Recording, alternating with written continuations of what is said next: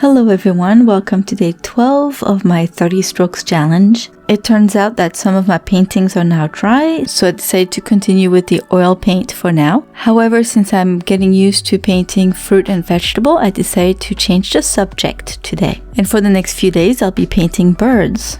And one more thing, because it's taking a long time to edit all those videos every day, especially adding the brush strokes count. I'm still going to be editing the videos the exact same way to shorten them. However, I will not be adding the brush strokes count. I will just put the final count at the end. And that's going to save me a lot of time. So today I picked a little black bird. It's called a surichat. And if I'm not mistaken, it's from Africa. I thought it was pretty cute and not too hard to sketch. Because it's all black, it really helped me with the count.